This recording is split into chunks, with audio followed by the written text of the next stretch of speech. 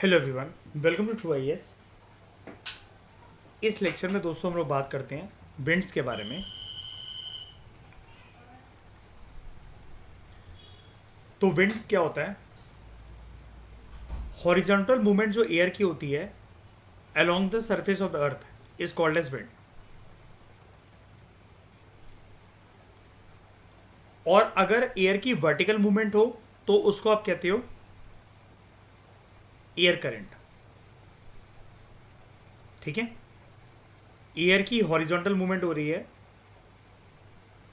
तो आप इसको क्या कहोगे? विंड। और एयर की वर्टिकल मूवमेंट हो रही है तो आप इसको क्या बोलोगे?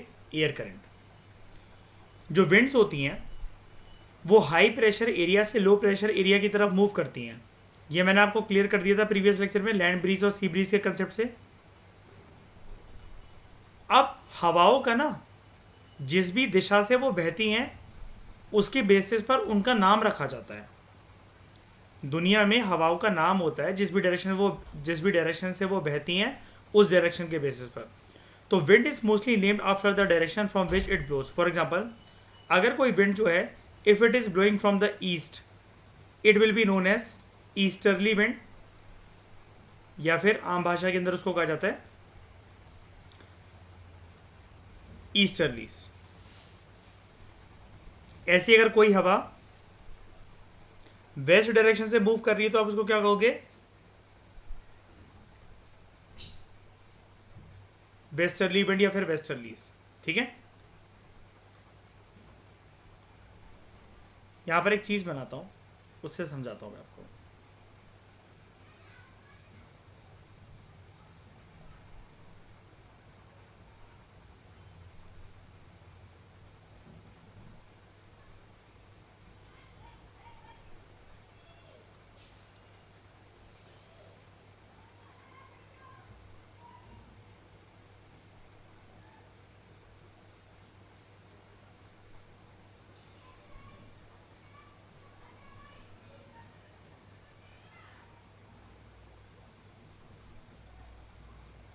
ये मान लो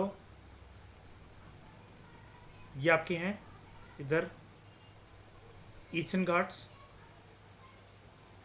और ये वेस्टर्न घाट्स। अगर मैं आपसे बोलूं कोई हवा की एक डायरेक्शन है जो कि यहां से आप लोग कर रही है,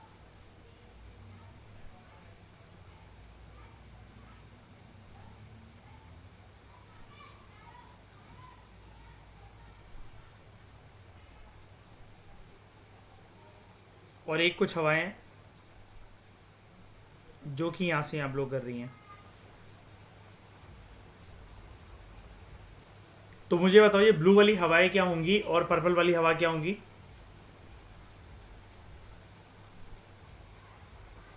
ब्लू वाली है वेस्टर्लीज, और ये पर्पल वाली आपकी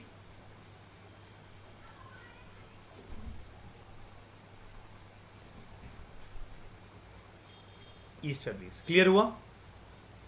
ठीक है, अब मान लो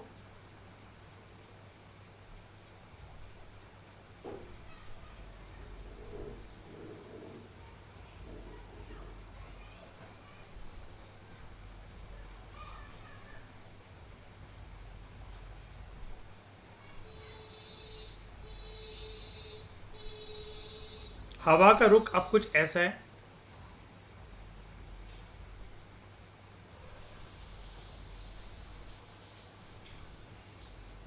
अब ब्लू वाली हवाओं का नाम क्या और पर्पल वाली हवाओं का नाम क्या है?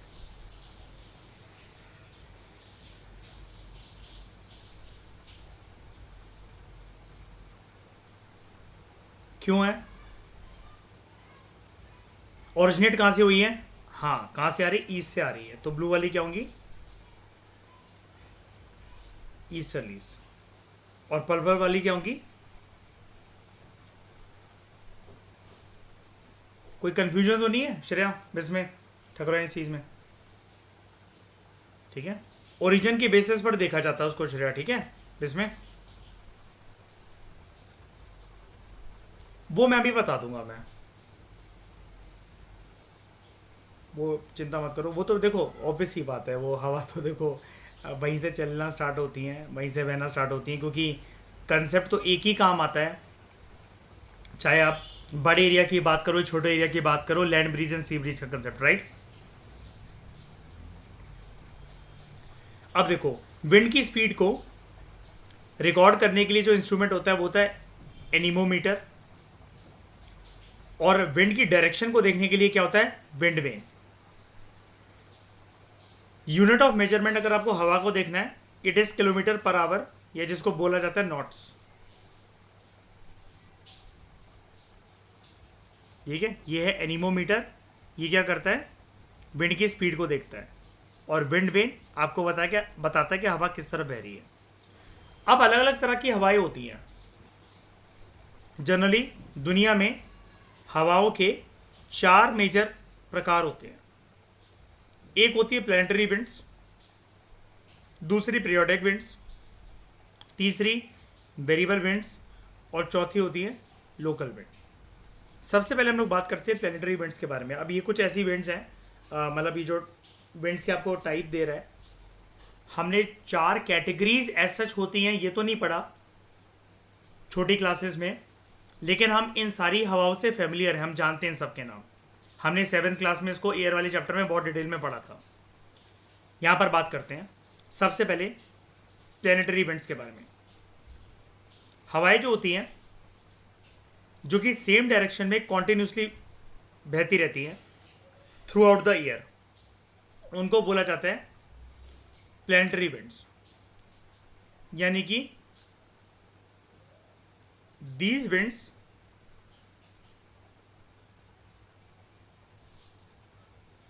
are subject to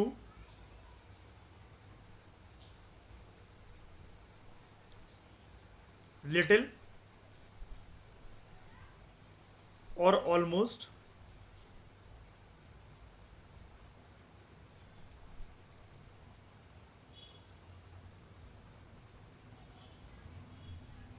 no variation। इसलिए इनका दूसरा नाम भी आप जान लो, इनको परमानेंट विंड्स कहा जाता है या प्रिवेलिंग विंड्स। ये उस जगह पर वैसे ही प्रिवेल कर रही है जैसे ही करती थी, इनका स्ट्रक्चर परमानेंट है। तो ये वाली लाइन इस चीज को जस्टिफाई कर रही है परमानेंट विंड्स की डेफिनेशन को। These are subject to little और ऑलमोस्ट नो वेरिएशन, है ना।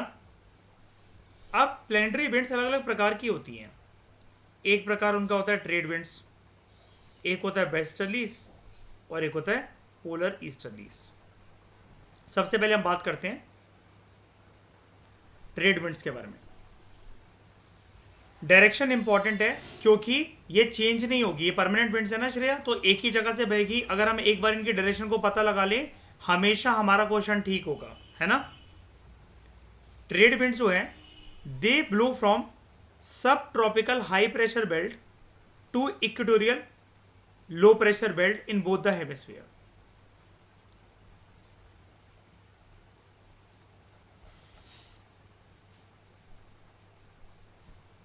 मुझे सबसे पहले आप लोग ये एक बात बताओ,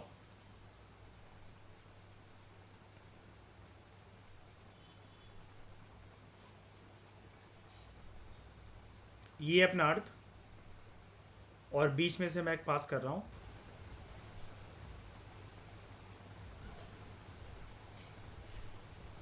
ये आपके इक्वेटर की लाइन 0 डिग्री, ठीक है। जो इक्वेटर है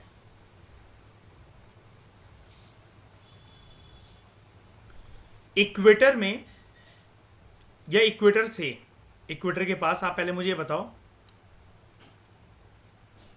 अगर मैं 23.5 डिग्री नॉर्थ और 23.5 डिग्री साउथ चला जाऊं तो मैं उस एरिया को क्या कहूंगा?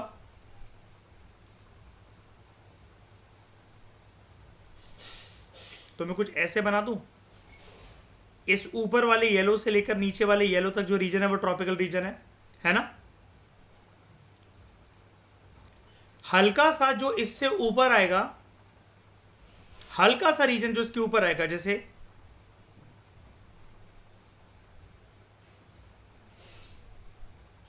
एक ये वाला नॉर्दर्न हेमिस्फीयर में, एक ये वाला सदर्न हेमिस्फीयर में। क्या इसी को मैं बोलूंगा सब ट्रॉपिकल रीजन? ट्रॉपिक्स के जो ऊपर है लेकिन टेम्परेट के पास नहीं है। मतलब ऐसा कह लो कि ट्रॉपिक जहां खत्म हो रहा है और टेम्परेट जहां शुरू हो रहा है उसके बीच के रीजन को मैं सब ट्रॉपिकल बोल सकता हूं नॉर्दर्न हेमिस्फीयर में। सिमिलरली यहां पर जब ये ट्रॉपिक्स जो है वो खत्म हो रहा है और टेम्परेट रीजन जो स्टार्ट होगा, टेम्परेट रीजन को मैं बना देता हूं ब्लू कलर से, क्योंकि वो ठंडा होता है ना। ये वाला और ये वाला, इस येलो यानी येलो का मतलब ट्रॉपिकल रीजन का खत्म होना, टेम्परेट का मतलब सॉरी ब्लू का मतलब टेम्परेट रीजन का शुरू होना, इसके बीच के हिस्से को मैं सब ट्रॉपिकल बेल्ट बोल सकता हूँ। सिमिलरली सदर्न हेमिस्फीयर में भी ऐसा बोल सकता हूँ। येलो कलर यानी कि ट्रॉपिकल रीजन का खत्म होना, ब्लू कलर यानी कि टेम्परेट रीजन का शुरू होना, यही है सब ट्रॉपिकल बेल्ट। हाँ कि ना?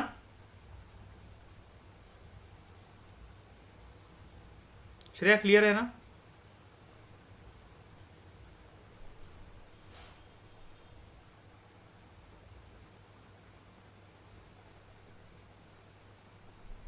अब थोड़ा सा इस बेल्ट को जरा ऐसे रिफाइन कर देता हूं मैं, सब ट्रॉपिकल बेल्ट को।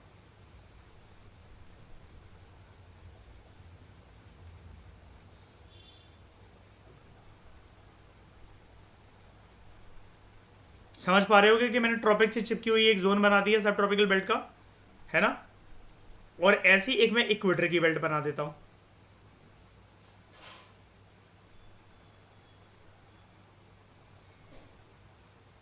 येलो कलर से, ठीक है? क्योंकि कोई एक लाइन तो नहीं होती ना प्रिसाइजली वो इक्वेटर के, आप कह लो कि ये इक्वेटर है, ये जो है ये ट्रॉपिकल बेल्ट है, ये टेम्परेट बेल्ट है। वो एक रीजन होता है, जैसे इक्वेटर से 23.5 डिग्री नॉर्थ, 23.5 डिग्री साउथ, तो वो पूरे का पूरा एक रीजन बना, वो एक बेल्ट बनी, राइट? अब यहां पर एक रूल याद रखना, रूल ये है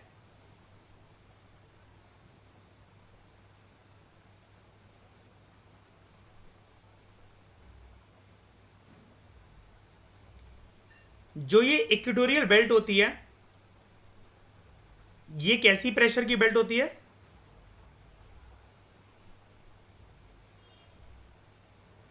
लो प्रेशर। और सब ट्रॉपिकल जो बेल्ट होती है वो कैसे प्रेशर की बेल्ट होती है?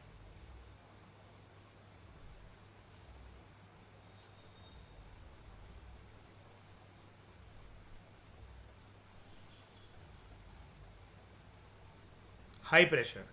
ये यार दोस्तों एक रूल है, प्लीज याद रखना इसको अच्छे से।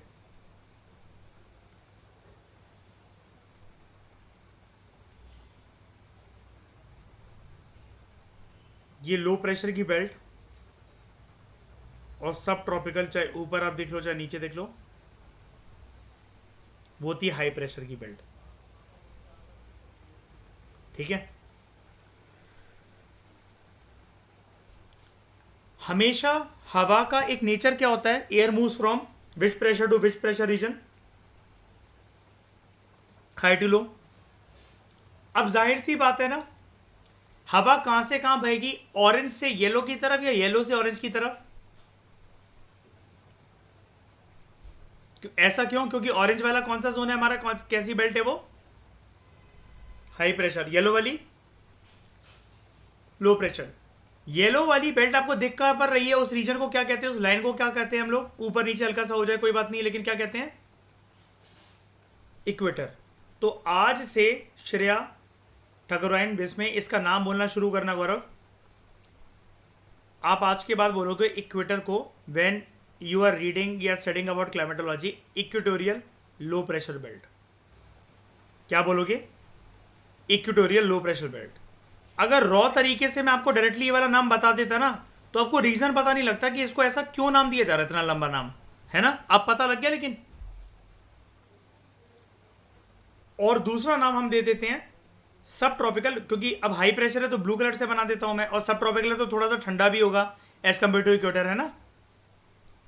सब ट्रॉपिकल हाई प्रेशर बेल्ट। ये मैंने आपको रूल की फॉर्मेट के अंदर इतना टाइम लगाकर इसलिए बताया क्योंकि श्रेया ये कभी चेंज नहीं होने वाला, बिकॉज ये किसका पार्ट है? ये ट्रेड विंड का पार्ट है, और ट्रेड विंड ब्रॉडरली किसका पार्ट है? परमानेंट विंड्स का पार्ट है। ये वैसी ही बहेंगी हवा जैसे बहती आई हैं और वैसे ही बहती रहेंगी हमेशा। ठीक है। अब ये फिनोमेना दोनों हेमिस्फीयर में इक्वल तरीके से काम करता है, यानी कि अगर मैं इक्वेटर के ऊपर चला जाऊं, इक्वेटर के नीचे आ जाऊं, तो बताओ।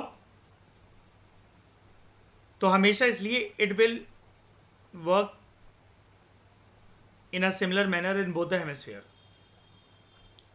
These winds blow with great regularity, force, and in a constant direction throughout the year. ये winds काफ़ी हेल्पफुल होती हैं उन व्यापारियों के लिए जो कि समुद्र से व्यापार करते हैं, शिप्स के थ्रू, बोट्स के through, who depend on these winds while sailing in the sea. और इसलिए इनको नाम दिया गया है ट्रेड विंड्स। क्या ये हवाई श्रेया प्रिवेल करती थी हरप्पन सिविलाइजेशन के टाइम में या बाद में आई हैं?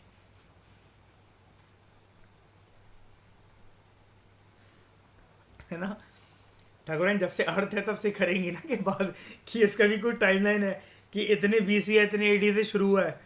ये एंशिएंट इंडिया में थी इसमें कि मेडिवल इंडिया से आई हैं या मॉडर्न या पोस्ट इंडिपेंडेंस हर जगह थी। ठीक है, जब भी मतलब जब एंशिएंट जैसी कोई चीज़ एग्जिस्ट करती हुई नहीं थी तब से बह रही है वह, है ना।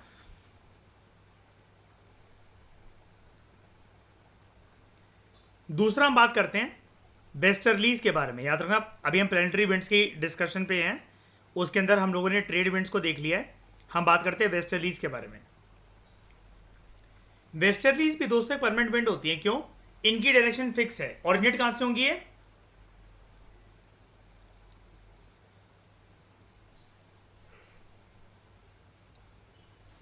वेस्ट डायरेक्शन से ऑरिजिनेट होंगी। तो इनका नेचर कुछ ऐसा होता है, जिस भी बेल्ट पे लाई करती है ना, जैसे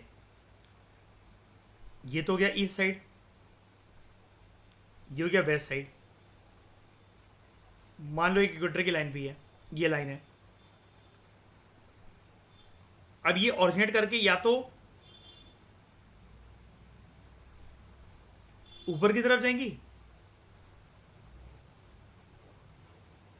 या नीचे की तरफ आएंगी, लेकिन ऑरिजिनेट तो यहीं से हो रही है ना, तो आप इसको क्या कहोगे? वेस्टर्लीज। और इनकी डायरेक्शन कुछ ऐसी होती है, आपने देखा ना, ये जैसे हम वो बनाते हैं,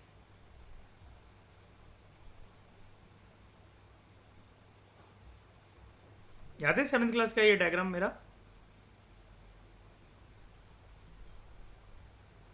ये आपको ओरिजिनेशन पॉइंट कहां से दिख रहा है? कहां से दिख रहा है इसका ओरिजिन पॉइंट? एरो अगर यहां से आ रहा है, ये ऊपर और नीचे वाले एरो कहां से दिख रहे हैं आपको? वैसे ही ना।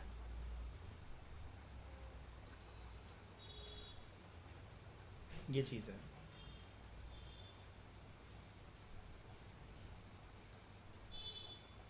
समझो इसको यहां से पहले, अभी दिखाता हूं मैं आपको फिर रियल डायग्राम। वेस्टर्ली जो होती है ये परमानेंट विंड्स होती हैं that blow from tropical high pressure belt. कहां से बहना शुरू करती है? ट्रॉपिक्स का जो हाई प्रेशर बेल्ट होता है वहां से, और कहां तक जाती हैं? इसको मैं ब्लू से बना देता हूं, हाई प्रेशर बेल्ट है ना, ट्रॉपिकल हाई प्रेशर बेल्ट। और कहां तक जाती हैं? सब polar low pressure belt.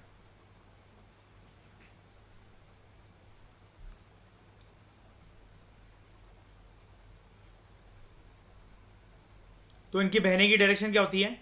They blow from south west to north east in the northern hemisphere, जैसा कि मैंने अभी आपको बनाकर दिखाया।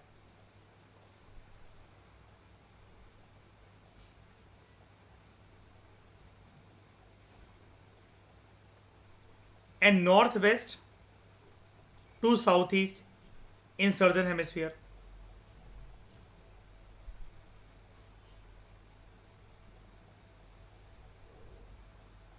कुछ ऐसी था डायग्राम वो। जो वेलोसिटी होती है, जो स्पीड होती है वेस्टर्लीज की, ये इतनी ज़्यादा तेज़ हो जाती है, इतनी ज़्यादा फास्ट हो जाती है कि इनको बोला जाता है roaring 40s at 40 degree latitude, furious 50s at 50 degree latitude, and screaming 60s at 60 degree latitude.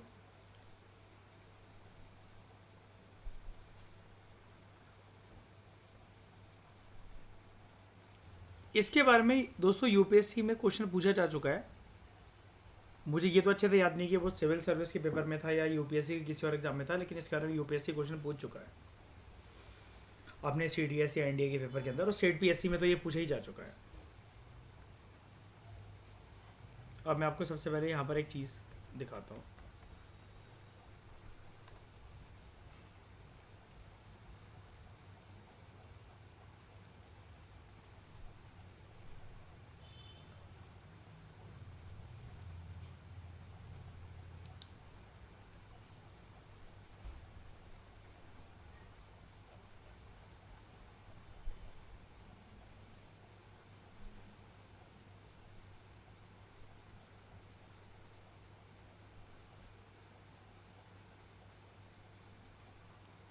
आप ये देख रहे हो, वापस आओ यहाँ पर, आराम से पढ़ो उसको एक बारी फिर से। Westerlies are permanent winds that blow from tropical high pressure belt to subpolar low pressure belt. पहले हम ट्रॉपिकल बेल्ट को देखते हैं। ये ट्रॉपिकल बेल्ट है ना, हाई प्रेशर की बेल्ट है। अब मतलब सब ट्रॉपिकल बोलो तो देखो जोन तो वही होता है ना, ट्रॉपिकल सब ट्रॉपिकल पास में मिले हैं, ठीक है। अब पोलर मतलब क्या, आप टेम्परेट से पोल की तरफ जा रहे हो लेकिन टोटल पोल की तरफ पहुंचे नहीं, जो बीच में गैप है वो सब पोलर का गैप है। अब सब पोलर के अंदर होता है लो प्रेशर। तो मतलब अर्थ के अंदर देखो कैसी चीज एग्जिस्ट करती है, आपको सिंपल तरीके से मैं क्लियर कर देता हूं, ठीक है। देखो इक्वेटर से अपनी कहानी स्टार्ट कर लेते हैं जरा एक बार के लिए। ये हमारा इक्वेटर, ठीक है, 0 डिग्री। इक्वेटर पे कैसा प्रेशर होता है,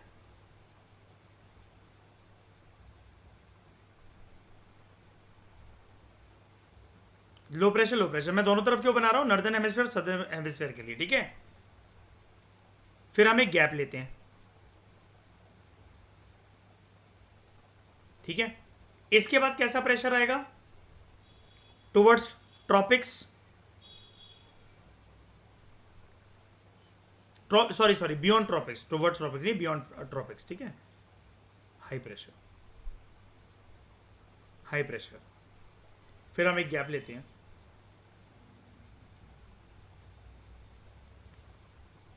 पोलवर्ड्स की तरफ जाते जाते लो प्रेशर। बस अगर कहानी श्रेय यहां से याद है ना कि बस इतना रूल पता है कि इक्वेटर की तरफ लो प्रेशर है, बाकी कोई भी एक डायरेक्शन इसकी याद कर लो। मतलब यहां से जाओ, सब ट्रॉपिकल हाई प्रेशर, सब ट्रॉपिकल लो प्रेशर और हाई प्रेशर, ठीक है। अब यही चीज यहां पर उल्टी करते, मतलब ये बिल्कुल सेम चीज यहां पर लिख देना ऐसी। सदर्न हेमिस्फीयर नॉर्दर्न हेमिस्फीयर में एक ही फिनोमेना तो काम करेगा एक जैसा। इसका कोई भी एक हेमिस्फीयर याद कर लो कि पहले कहां से स्टार्ट होती है कहानी, सुनो तो एक मिनट। ये कहानी कहां से स्टार्ट होती है, लो प्रेशर से, नेक्स्ट हाई प्रेशर, फिर लो प्रेशर और पोलवर्ड्स की तरफ हाई प्रेशर, ठीक है। लो हाई, बस खत्म कहानी। हाँ पहले बताओ आप क्या पूछ रहे हो।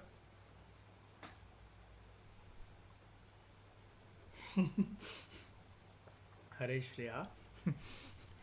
तो इक्वेटोरियल लो प्रेशर, इसको एक नाम से हमने डिनोट करा था अगर इसमें, या तो डोल्ट्रम्स है ना, ये डोल्ट्रम्स है। अब आप ये लाइन भी देख पा रहे हो Shreya, 23.5 degree north, 23.5 degree south, tropic of cancer, tropic of capricorn. यानी कि एक काम करता हूं मैं, यहां पर एडिशनल पेन लेकर आता हूं, आप लोग यहां पर देखो, इतना हिस्सा जो है 23.5 degree north to 23.5 degree south, ये तो टोटल क्या हो गया,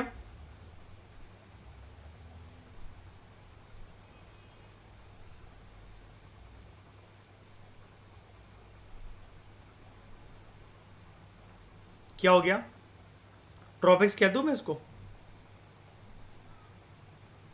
पहले ट्रॉपिक्स की एक बारी अंदर कहानी जान लेते हैं। कैसी कहानी कि यार अभी श्रेया मैं सिर्फ ट्रॉपिक्स के बारे में पढ़ने के लिए बैठा हुआ हूँ, मुझे अभी कुछ नहीं लेने देना, मुझे ट्रॉपिक्स को कि काफ़ी अच्छे से समझ में आता है कि इक्वेटर के 23.5 डिग्री ऊपर बढ़ जाओ, 23.5 डिग्री नीचे गिर जाओ, ट्रॉपिक्स के अंदर घूम रहा हूँ मैं, ठीक है।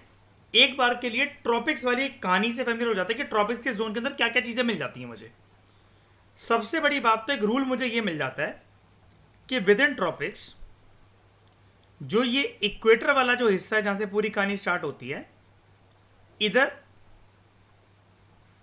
लो प्रेशर की बेल्ट एग्जिस्ट करती है।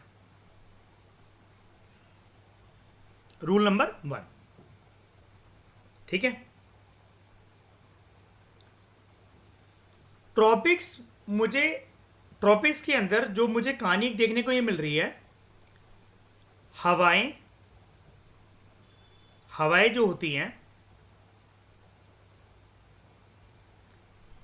वो इक्वेटर की तरफ खींची चली आ रही हैं,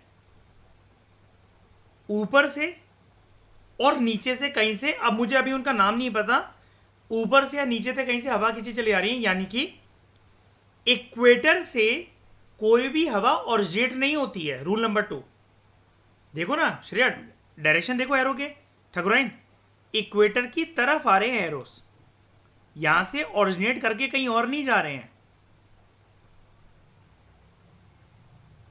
यहीं आ रहे हैं।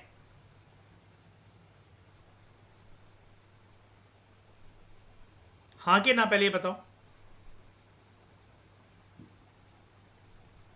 तो रूल नंबर 2 मेरा ये हो गया, इसको एक बार के लिए मैं मिटा देता हूं। इसी रूल के अंदर आप पहले ये देखो, पहले मैं रूल लिख ही देता हूं आपके लिए।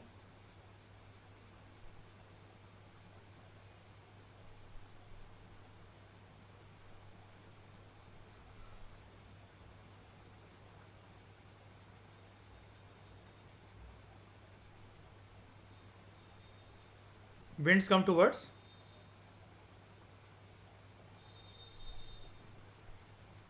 इक्वेटर, ऑरिजिनेट नहीं होती यहां से, दिख रहा है ना, साफ दिख रहा है।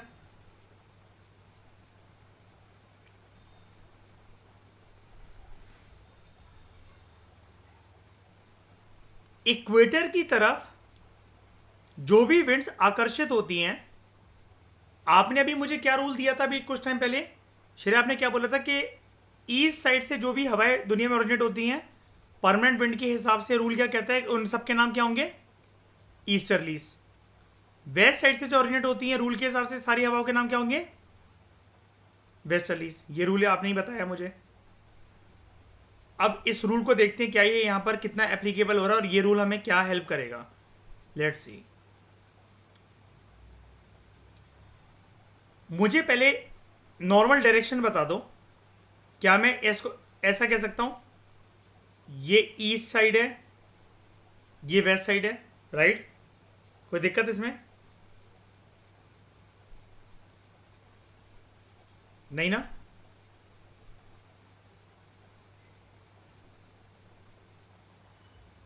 एक बार के लिए आप इन पॉइंट्स को नोट करो। इस हवा का एरो इस तरफ चला रहा है, ये ओरिजिन पॉइंट कौन सा है ये?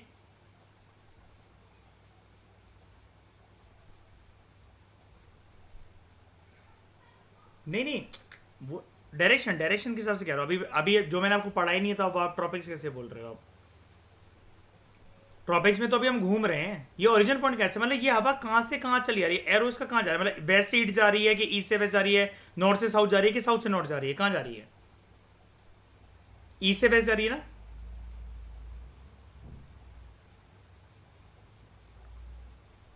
सब पे ऐसा लिख दूं, ईस्ट ईस्ट ईस्ट ईस्ट,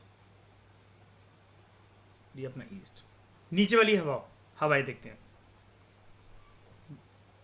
ये वाली कहां से जा रही हैं?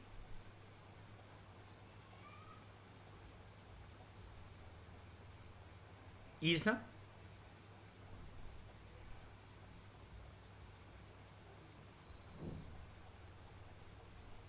यानी कि एक रूल इससे क्या देखने को मिलता है, इक्वेटर की तरफ हवाएं, जो रूल नंबर 2 था हमारा, जो ओरिजिनेट होती हैं।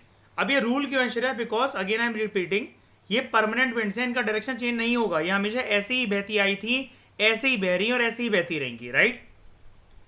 रूल नंबर 3 क्या कहता है, इक्वेटर की तरफ जो हवाएं, जो रूल नंबर 2 में पढ़ा था हमने, जो आकर्षित होती हैं वो कैसी हैं, वेस्टर्लीज कहोगे आप उनको आज के बाद कि ईस्टर्लीज कहोगे?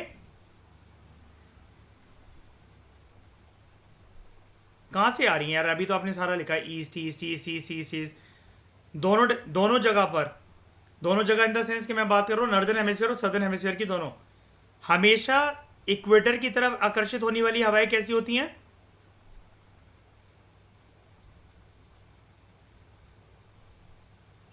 ईस्टर्लीज।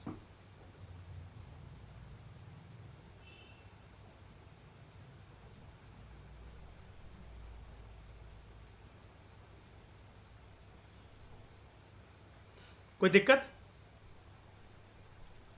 अब नॉर्दर्न हेमिस्फीयर में क्योंकि वो ऊपर की साइड है, ऊपर की साइड है ना वो,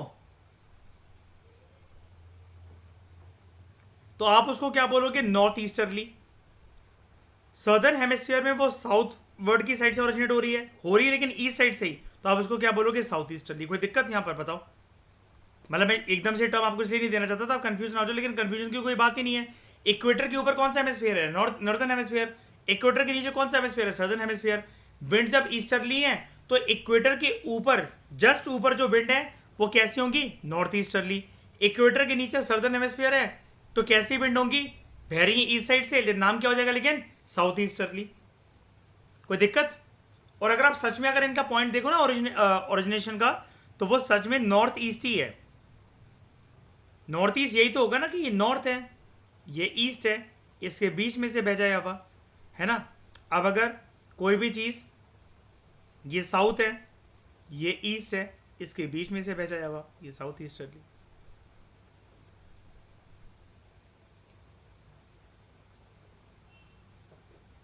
कोई दिक्कत? ये रूल एक बार के लिए मुझे बता दो, समझ में है? किसी को कोई भी दिक्कत है तो बता दो। ये थोड़ा सा टेक्निकल होता है, मैं समझ सकता हूं, मेरे को भी एक बार में समझ में नहीं आया था।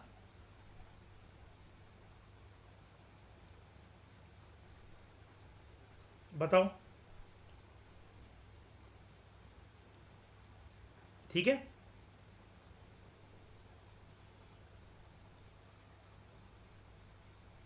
इक्वेटर की तरफ जो हवाएं आ रही हैं, रूल नंबर 4,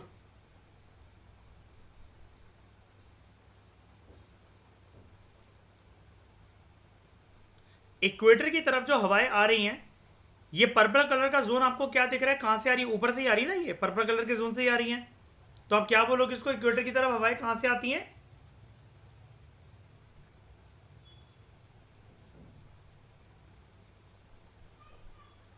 इतना लंबा नाम छोड़ो ना सब ट्रॉपिकल जोन से आती हैं।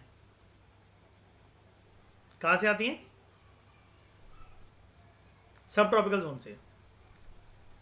अब मुझे ये समझ में नहीं आता कि अगर कोई मुझसे ये पूछ ले कि ये एरो इक्वेटर की तरफ ही क्यों है, यार श्रेया कोई तो हवा होनी चाहिए ना जो इक्वेटर से भी ओरिजिनेट करे, है ना। इक्वेटर से ही, क्योंकि पूरे सारी चीजों की शुरुआत होती है नॉर्दर्न हेमिस्फीयर सदर्न हेमिस्फीयर की, है ना। 0 डिग्री तो वही है, कोई तो हवा यहां से ओरिजिनेट होनी चाहिए थी कि नहीं होनी चाहिए थी? हो सकती थी अगर इक्वेटर का प्रेशर कैसा होता, हाई प्रेशर, लेकिन अनफॉर्चुनेटली इक्वेटर का प्रेशर कैसा है, लो प्रेशर। और जो सब ट्रॉपिकल जो जोन्स हैं ऊपर की तरफ नीचे की तरफ, उनका प्रेशर कैसा है, हाई प्रेशर। और एयर का रूल क्या होता है, air always moves from high pressure to low pressure. अब आप कहो कि सर ये ईस्ट साइड से क्यों आ रही है, तो यार ये श्रेया इसमें आंसर पता है क्या, ये विष्णु जी की मर्जी थी यार, इसमें ज्योग्राफी कुछ नहीं कर सकता मैं मतलब जितने रीजन हो सकते हैं मैं वही दे पाऊंगा आपको। अब आपको सर अर्थ स्फेरिकल ही क्यों बना, कोई तो एक प्लेनेट होना चाहिए था जो चौकोर होता, जिसमें एंड में लोग जाते हो गिर जाते नीचे। तो ये मालिक की मर्जी थी, ठीक है। अब यहां पर रूल नंबर 4 क्या है, इक्वेटर की तरफ आने वाली हवाएं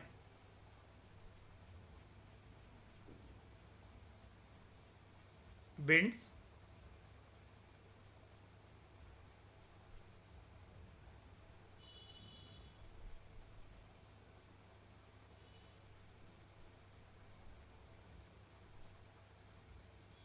coming towards equator are originated in, short में लिख रहा हूँ, जगह नहीं है यहाँ पर, सब ट्रॉपिकल बेल्ट. अब सब ट्रॉपिकल बेल्ट ट्रॉपिक्स के बाद ही होगी कि नहीं होगी? कई लोग पता है क्या सोचते हैं कि ट्रॉपिक्स के और इक्वेटर के बीच में होती है बेल्ट. अरे हो ही नहीं सकती, वो तो खुद अपने आप में ट्रॉपिक्स है ना. पहले ट्रॉपिक्स का टर्म तो कंप्लीट हो जाए तभी तो सब ट्रॉपिक आएगा. जैसे हम क्या बोलते हैं, ट्रोपोपॉज कहां पर आता है? पहले ट्रोपोस्फियर आता है कि पहले ट्रोपोपॉज आता है? पहले मीजोस्फियर आता है कि मीजोपॉज आता है? पहले आएगा ना, फिर उसके बाद पॉज लेगा ना वो. ऐसे ही ट्रॉपिक्स के बाद आता है सब ट्रॉपिक. वहां से ओरिजिनेट होती है. क्यों होती है? बिकॉज एयर की खास बात होती है, air always moves from high pressure को मैं बना रहा हूं ब्लू से, हाई प्रेशर टू, और ये बना रहा हूं मैं आपका येलो से, लो प्रेशर. हवा हमेशा यहां से यहां मूव करेगी. और ये वाला जो डायरेक्शन है इसका, ये कौन सा है?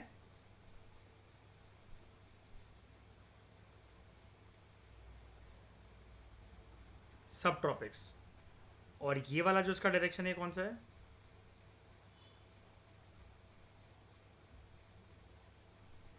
इक्वेटर.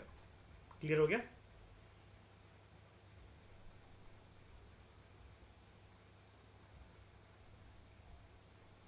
इक्वेटर पर जो ये लो प्रेशर कंडीशन वाली जो हवाएं घूम रही हैं, इनका नाम होता है एक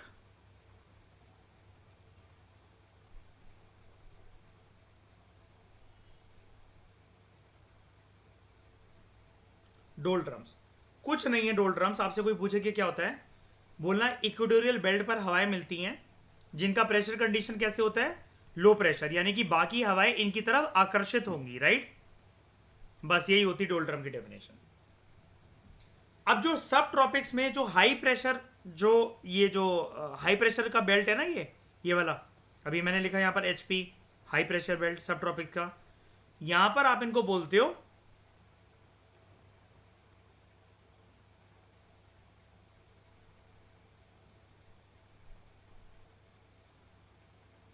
हॉर्स लैटिट्यूड्स.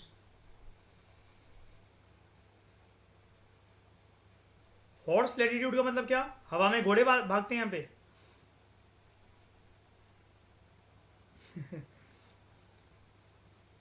नाम है सिर्फ हवाओं का. ठीक है? Horse latitude. कोई आपसे पूछे क्या है, आप बोलो ये ऐसी हवाएं होती हैं जो कि सब ट्रॉपिकल बेल्ट में मिलती हैं, जो कि एक हाई प्रेशर बेल्ट होती है. यानी कि हवाएं कौन से प्रेशर से बनी हुई है?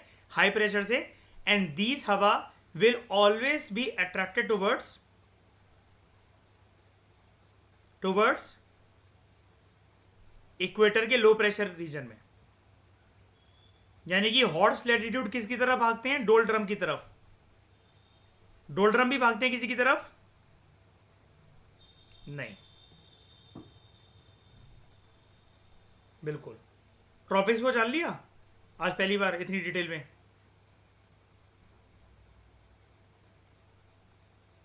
इसलिए पता है, मैं आपसे वही तो कहता हूं, मेरे लिए बहुत आसान था यार शुरू से ही कि मैं 9th और 11th क्लास की तमिलनाडु को उठाता और एनसीईआरटी को उठाता और आपको बोलता दोस्तों फाउंडेशन कोर्स का बेसिक्स जो है वो खत्म हो गया, अब हम स्टैंडर्ड बुक की तरफ रिलाई कर सकते हैं.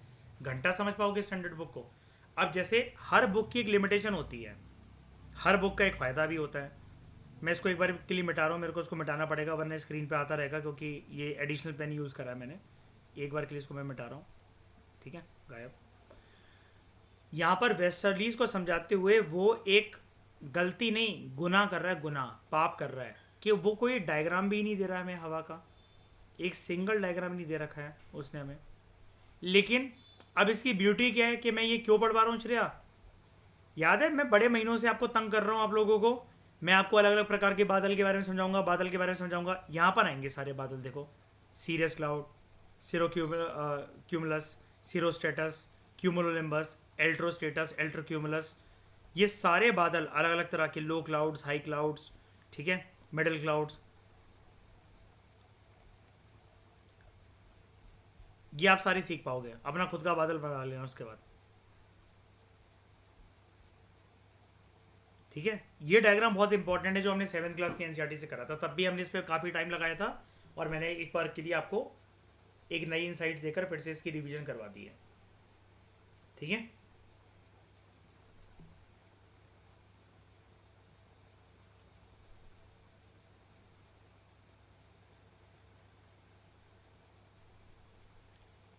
अब यहाँ पर एक इंपॉर्टेंट रूल सुन लो आगे बढ़ने से पहले, फिर आपको अच्छे से समझ में आएगा।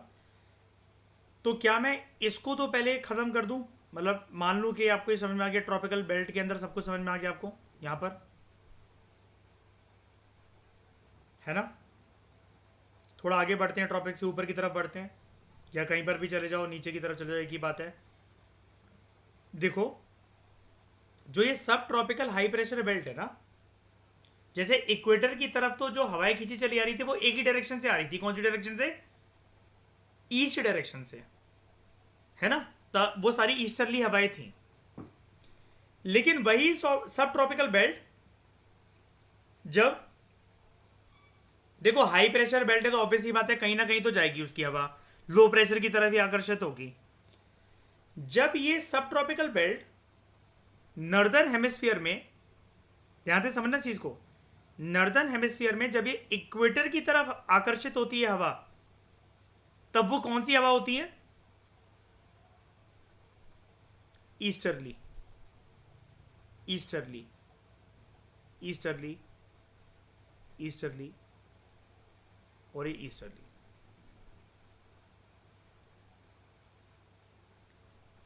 उसी नॉर्दर्न हेमिस्फीयर में जब ये सब ट्रॉपिकल हाई प्रेशर बेल्ट की जो हवा होती हैं, जब ये पोल की तरफ जाने की कोशिश करती हैं, और सब पोलर का इलाका है लो प्रेशर बेल्ट का, यानी कि हाई प्रेशर से देखो एक तो इक्वेटर नीचे की तरफ मिल गया था, लो प्रेशर एरिया, अब ऊपर भी लो प्रेशर एरिया है। तो जब ये सब tropical high pressure belt northern hemisphere में जो पाया जाता है, नॉर्दर्न हेमिस्फीयर मतलब इक्वेटर से ऊपर, इक्वेटर की तरफ जब ये आती हैं तो ईस्टर्ली विंड्स बनकर आती हैं, लेकिन पोल की तरफ जाती हैं तो कैसी विंड्स बन जाती हैं? वेस्टर्ली। ऑरिजिनेशन पॉइंट क्या है इसका? कौन सी direction? West, west, waste.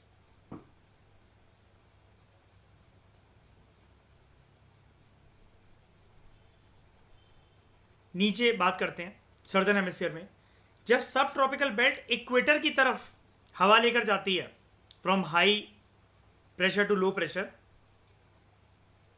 They are easterly, they originate from the east. जब ये सदर्न हेमिस्फीयर में वेस्ट की तरफ जाती हैं, again they are westerly, origination point is west direction.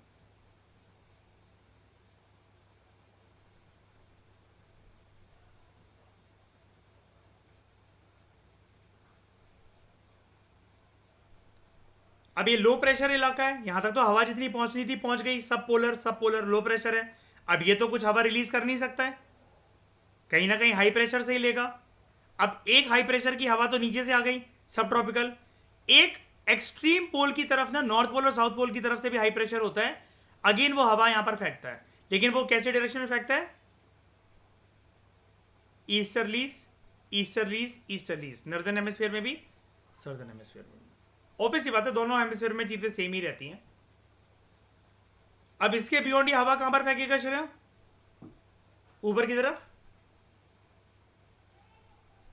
कुछ भी नहीं है, ठीक है, खत्म। नहीं नहीं खत्म, वो टाटा बाय बाय गया। अब इसको याद रखने का तरीका देखो यही है जो मैं आपको बता सकता हूं कि हेल्प कर सकता हूं।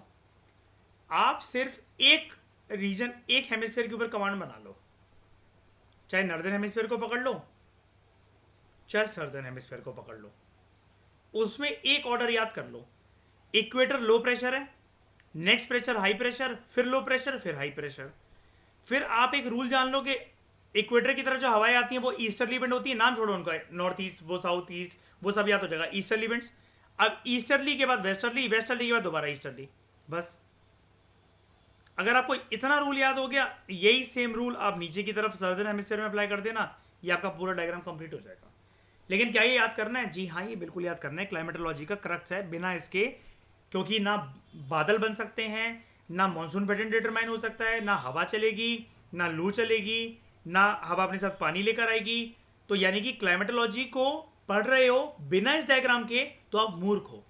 अगर आपको ये याद नहीं है कि कौन सी हवा कहाँ से बह रही है, और आप ये कह लो कि हमने क्लाइमेटोलॉजी खत्म कर लिया लेकिन हमें ईस्टर्ली वेस्टर्ली नहीं आता, हमें इक्वेटर की हवाएं नहीं पता, हमें हॉर्स लैटिट्यूड डोल्ड्रम नहीं पता, तो भाई आपने कुछ नहीं करा है, आपको दोबारा से फिर एबीसीडी करनी पड़ेगी।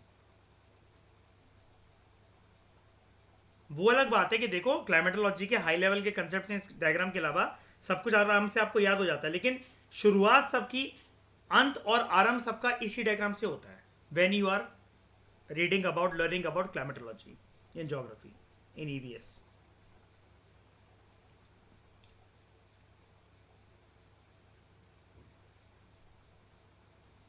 ओके, कोई दिक्कत यहाँ पर? हाँ, एक चीज़ बतानी है मुझे आपको दोबारा, कहाँ गया ये? हाँ, वेस्टर्लीज हवा काफ़ी ज़्यादा तेज़ होती है, यानी कि किसकी बात कर रहा है ये?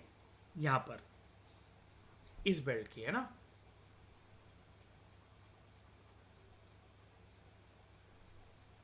फिर आ जाओ यहाँ पर। ओके, कह रहा है बहुत तेज चलती है हवा। कहाँ से कहाँ तक जाती है? सब ट्रॉपिकल से सब पोलर तक, अगेन नीचे भी सब ट्रॉपिकल से सब पोलर तक। And they are fast to be called 40 degree के लैटिट्यूड पे रोरिंग 40s, 50 डिग्री के लैटिट्यूड पे फ्यूरियस 50s, 60 डिग्री के लैटिट्यूड पे स्क्रीमिंग 60s। तो देखते हैं क्या सच में लैटिट्यूड मैच कर रहा है या फिर ये ऐसी बकलोली कर रहा है हमारे साथ, पता लगा लेते हैं। वेस्टर्ली सब ट्रॉपिकल बेल्ट से ओरिजिनेट हो रही है। अच्छा ठीक है, 35 से 60 तक, ठीक है, यानी कि 40 भी पड़ेगा रास्ते में, 50 भी पड़ेगा और 60 तो है। सिमिलरली यहाँ पर 40s भी पड़ेगा रास्ते में, 50s भी पड़ेगा और 60 तो है। मुझे फोकस करना है 40 पर, 50 पर, 60 पर इन नॉर्दर्न हेमिस्फीयर, 40 पर, 50 पर और 60 पर इन सदर्न हेमिस्फीयर। अब ध्यान से सोच लो अपना, अब दिमाग लेकर जाओ जो मैं बताने जा रहा हूँ, लाइक एग्जामिनर, पेपर सेटर।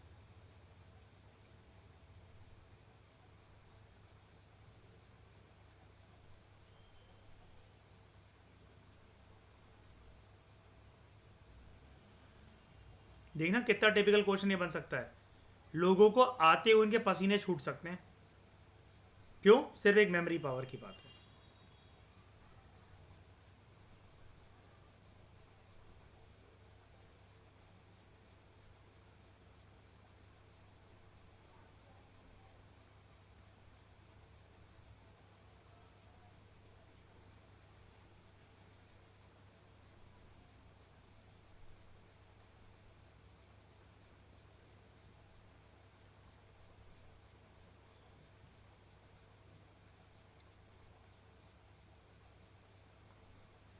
बिल्कुल ध्यान से देखना इसको।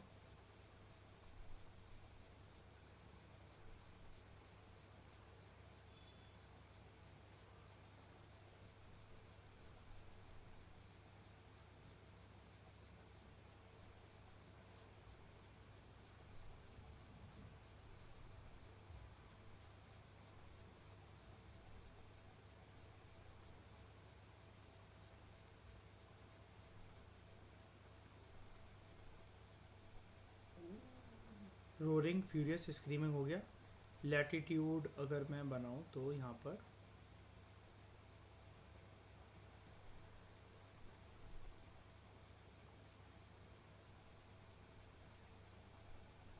अभी तक ये वाला कंसेप्ट श्रेया पढ़ते हो कितना इजी था ना, कि आराम से आएगा। तो 40s को देखते हो 40, 50 को देखते हो 50s, 60 को देखते हो 60 डिग्री लैटिट्यूड, है ना। अब करके दिखाओ इसको, भूल जाओ इसको कि पढ़ ही नहीं रखा, अब करके दिखा दो। Which among the following are correctly match pairs? How many are correct, how many are incorrect? करवाएगा शरीर टाइम बेस्ड के क्वेश्चन, बताओ क्यों? इसको देखकर क्या अंदाजा लग जाएगा किसी को? आप लोगों को लग रहा है इसको देखकर अंदाजा कि रोरिंग का मतलब 40 डिग्री, फ्यूरियस का मतलब ये 60, ये स्क्रीम का मतलब 60 डिग्री? बता सकते हो एकदम से एक झलक में?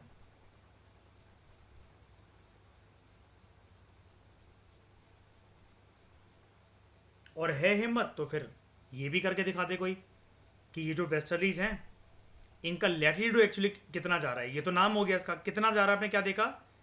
लक्ष्मण रेखा नीचे की 35 डिग्री, ऊपर की 60 डिग्री। इस रेंज तक क्या मिलेंगी आपको?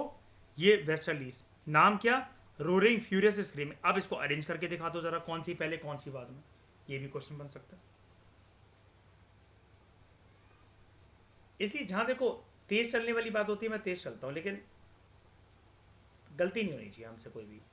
जहाँ डिस्कशन मांग रहे, मतलब टाइम मांग रहा है डिस्कशन हमसे, तो हमें देना पड़ेगा, हम उसमें कुछ नहीं कर सकते। क्योंकि बाकी लोग अगर इसमें रश दिखाएंगे, अभी अभी तक कितना इजी लग रहा था बताओ ठकुराइन, क्या दिक्कत थी इसमें? अब यहाँ बन गया ना टिपिकल, ये बन गया ना क्वेश्चन चलेगा डुएबल से नॉन डुएबल, है ना? फिर क्या सोचेगा कि पर्सन अरे यार अलग अलग अप्रोच से पढ़ना चाहिए था। अलग अप्रोच क्या होती है भाई? तुम्हें पता होना चाहिए था कि कौन सी चीज़ क्या होती है। प्रीलिम्स को कई लोग मतलब कई टॉपिक्स को ये सोच के जाते, जैसे अब जैसे ये टॉपिक है श्रेया, मैं आपसे बोलूँ श्रेया मेंस के परस्पेक्टिव से याद कर लोगे, आप बोलोगे नहीं यार ये बकवास बात कर रहे हो आप, ये मेंस में कभी आ ही नहीं सकता, क्या आएगा मेंस में से, है ना? लेकिन अब आप कहोगे कि पेपर में आएगा तो मैं पहचान लूंगी इसे। अब पहचान के दिखा दो इसे, लो कर लो, ये वाला अरेंज कर दो यहाँ पर, ये तीनों तरह के इवेंट्स, और ये पहचान के दिखा दो कौन सा लैटिट्यूड है यहाँ पर। ये एक नया पैटर्न है, एक नई साइकोलॉजी के साथ यूपीएससी पेपर सेट कर रहा है। बन गया सेम इजी कंटेंट, और वो करके क्यों लोगों के दिमाग में अरे यार इस पे तो नाम लिखे होते हैं 40s 50s 60s, गायब कर देगा भाई, विंड्स विंड्स विंड्स लगा देगा, क्या कर लोगे? रूल है क्या उसका कि 40s क्या नहीं है उसको? उसने ऊपर लिख तो दिया दीज आर वेस्टर्लीज विंड्स, उनके लैटिट्यूड होते हैं which among the following are correctly match pair या इनकरेक्टली मैच पेयर। ये आपकी पढ़ने की टेंडेंसी में झलकना चाहिए, ठीक है? सेल्फ स्टडी में कभी भी मत भागो, कभी भी। और ऐसे में आपकी लंका लगाऊंगा जब मैं रिवीजन सीरीज स्टार्ट करूंगा अक्टूबर से, और टेस्ट लेना शुरू करूंगा जब आप लोगों के। यही गलतियां हमें नहीं करनी जो दूसरे कर रहे हैं। यहीं पर हमें दूसरों से एज लेनी है, भागने तो उनको कोई बात नहीं, उनसे बोलो भाग लो भाई, हो गया ना कवर, तू रह सेटिस्फाई, करके दिखा दी क्वेश्चन सॉल्व। फिर बात करते हैं हम लोग ये कहाँ गया अपना प्लानिटरी विंड्स में। मैंने आपको बताया कि जो परमानेंट विंड्स हैं, प्लानिटरी विंड्स है, परमानेंट विंड्स है, प्रिवेलिंग विंड्स है, एक ही नाम है। ट्रेड विंड्स करवा दिया कवर, वेस्टर्लीज भी हमने देख लिया। अब देखते हैं पोलर ईस्टर्लीज।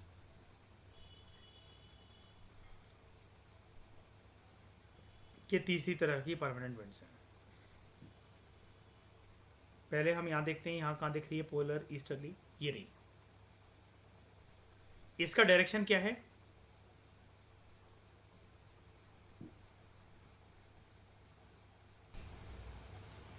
इसका डायरेक्शन है दोस्तों यहाँ पर, एक second,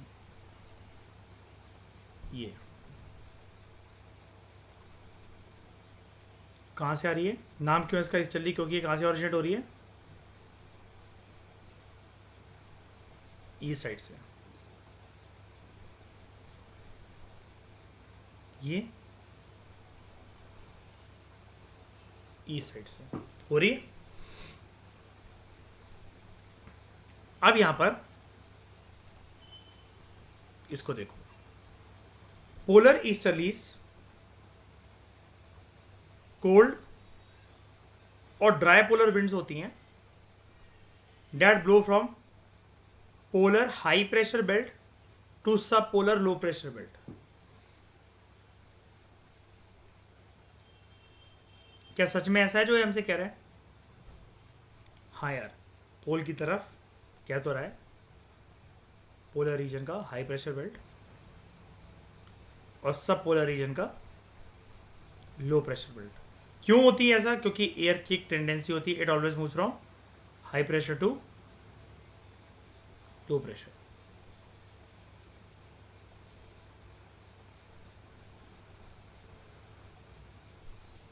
These are weak winds blowing from northeast direction in the northern hemisphere and southeast direction in the southern hemisphere. East side से तो बह ही रही है, लेकिन नॉर्दर्न साइड पे है तो ये नॉर्दर्न नॉर्थ ईस्ट, और ये सदर्न हेमिस्फीयर में साउथ ईस्ट. ठीक है, ये नॉर्थ, ये ईस्ट, इसके बीच में से निकल रही है. कैसे ही एरो है? जी हाँ, बिल्कुल ऐसे ही एरो है. ये साउथ डायरेक्शन होती है, ये ईस्ट डायरेक्शन होती है, इसके बीच में से निकल रही है. क्या ये ऐसे ही एरो है? जी हाँ, ऐसे ही एरो है. थोड़ा सा ये मैंने ऐसा बना दिया इसको, ये जाएगा इधर. ठीक है,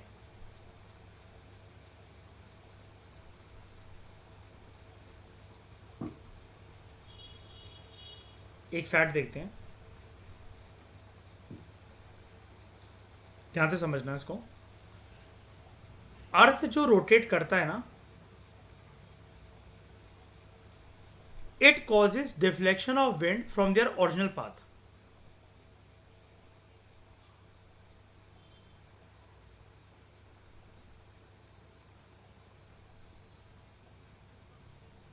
ये जो हवाएं हैं,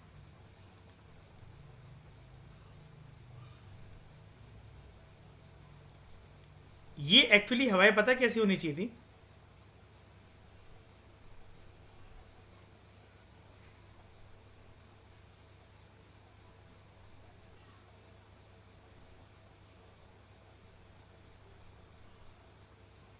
डिफरेंस क्या है? एरो ऐसे होने चाहिए थे. एरो है कैसे?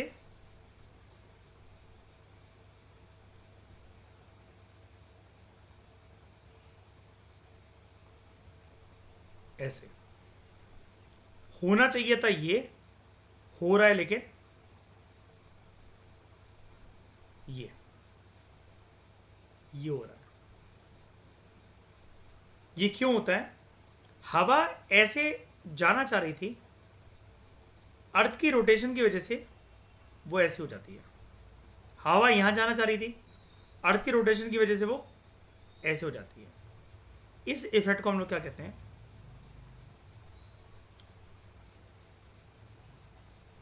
Coriolis effect. और कौन सी फोर्स रिस्पॉन्सिबल होती है इसके पीछे? Coriolis force. जब कोई एक ऑब्जेक्ट अपनी पाथ में ओरिजिनल डायरेक्शन में जाना चाह रहा है, उस पाथ में एक मोड़ आ जाए कैसे भी करके, वो उसकी ओरिजिनल पाथ को चेंज करने का काम जो होता है वो एक होता है कोरियोलिस फोर्स का. इस फोर्स के बारे में बहुत ज़्यादा तो गिवन नहीं है, लेकिन मैं साइंस के बारे में बात कर रहा हूँ. लेकिन फिर भी आपको लखमीर सिंह मंजीत कौर में फिजिक्स में इसके बारे में आपको पढ़ाऊंगा, और एग्जांपल्स भी दूंगा मैं आपको. काफ़ी सारे 15-16 एग्जांपल मेरे पास रेडी हैं, वो मैं आपको दूंगा वहाँ से.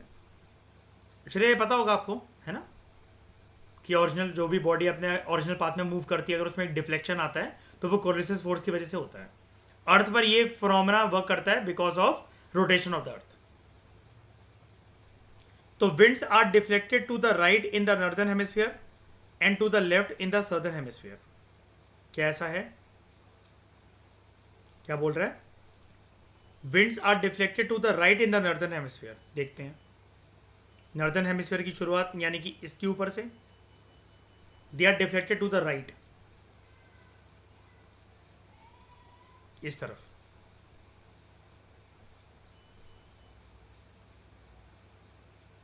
सदर्न हेमिस्फीयर में टू द लेफ्ट. सारी तो नहीं, लेकिन कुछ कुछ हवा है. Which is known as Ferrel's law. This was propounded by William Ferrel. और फेरेल्स लॉ हमारा ज्योग्राफी का एक एडवांस लेवल का कंसेप्ट है. फेरल सेल्स होते हैं, ये मैं आपको पढ़ाऊंगा. क्लाइमेटोलॉजी से कनेक्टेड होता है, लेकिन अभी नहीं आएगा. एडवांस लेवल में, जैसे advance level in the sense कि आप 11th को जैसे ही टच करोगे फिजिकल ज्योग्राफी के कंसेप्ट्स को, और PMFIS का जब ज्योग्राफी में इंटीग्रेट करूंगा तब आपको बहुत अच्छे से समझ में आएगा. He used Coriolis force named after G.G. Coriolis for providing Ferrel's law. कि हवा जो होती है, जैसा कि मैंने आपको बताया, वो बहनी चाहिए थी ऐसे,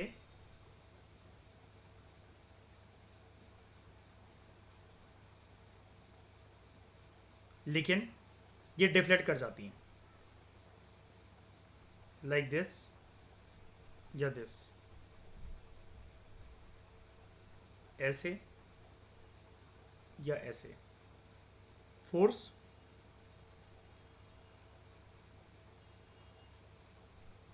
कोलिसिस फोर्स, और लॉ फेरिस लॉ। इसमें ये दो चीज़ें ऐड कर देना, अगर आपने अभी लिखा है ना, अगर इसको देख के कुछ भी ये दो चीज़ें ऐड करते हैं इसके अंदर, ऐसा कर देना, कोरियोलिसिस फोर्स प्लस फेरल्स लॉ, ऐसा करके ऐड कर देना। छोड़ देना अभी इसको, बाद में हम एडवांस लेवल में जानेंगे इसका, क्योंकि एक अलग ही लेक्चर है इसका पूरा का पूरा। इस डिस्कशन में दोस्तों फिलहाल इतना ही। Thank you very much for discussion. अभी तक हम लोगों ने बात कर ली यहाँ पर प्लानिटरी विंड्स के बारे में, ठीक है, जिसमें हमने देखा कि उनको परमानेंट विंड्स कहते हैं। उसके 3 प्रकार देखे हमने, ट्रेड विंड्स, एक वेस्टर्लीज आपका, और एक पोलर ईस्टर्लीज। नेक्स्ट लेक्चर में हम लोग बात करेंगे जो सेकंड ब्रॉडर कैटेगरी होती है विंड की, वो है periodic winds. Thank you very much for discussion.